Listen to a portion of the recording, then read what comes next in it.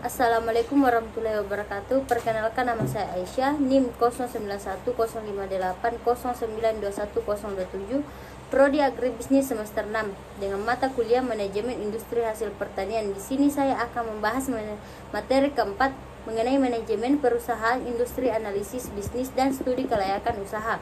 Analisis bisnis dan studi kelayakan adalah suatu analisis yang diadakan melalui penelitian tentang apakah bisnis yang akan dirintis atau dikembangkan menguntungkan atau tidak, dan apakah keuntungan itu memandai dan dapat diperoleh secara terus-menerus dalam waktu yang lama.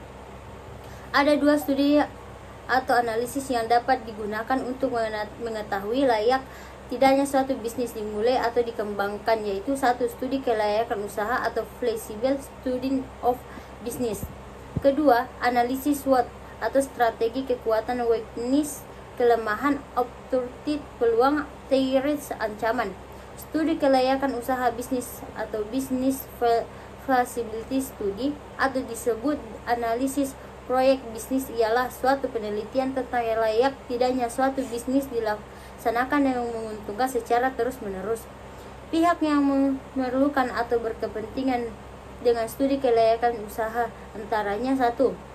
Pihak wirausaha atau pemilik perusahaan. 2. Pihak investor dan penyandang dana. 3. Pihak masyarakat dan pemerintah. Proses dan tahapan studi kelayakan usaha dapat dilakukan melalui langkah-langkah seperti berikut. 1. Tahapan penemuan ide atau perumusan gagasan. 2. Tahapan memformulasikan tujuan. 3. Tahapan analisis.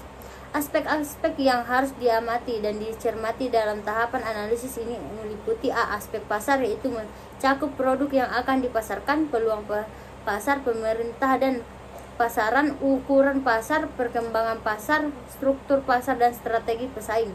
B. Struktur teknik produksi atau operasi, meliputi lokasi, gedung, bangunan, mesin dan peralatan, bahan baku dan bahan penolong, tenaga kerja, metode produksi, lokasi dan layanan, output, pabrik atau tempat usaha.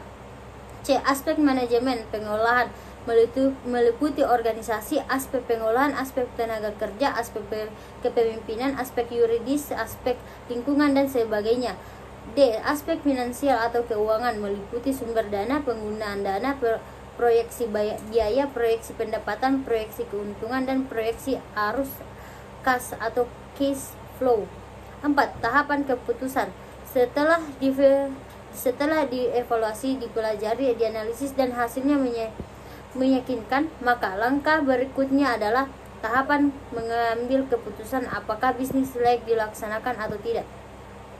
Analisis kelayakan bisnis. Dan di atas telah dikemukakan bahwa untuk mengetahui layak tidaknya suatu bisnis untuk dilakukan harus dianalisis berbagai aspeknya. Di bawah ini adalah beberapa kriteria yang dapat dijadikan aspek penelitian. A. Analisis aspek pemasaran. B. Aspek produksi atau operasi. C. Analisis aspek manajemen. D. Analisis aspek keuangan.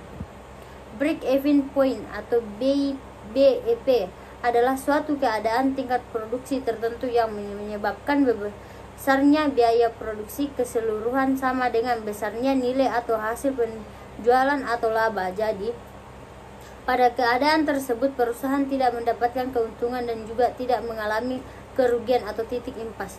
Net Present Value atau NPV adalah selisih antara nilai investasi saat sekarang dengan nilai penerimaan kas bersih yang akan datang.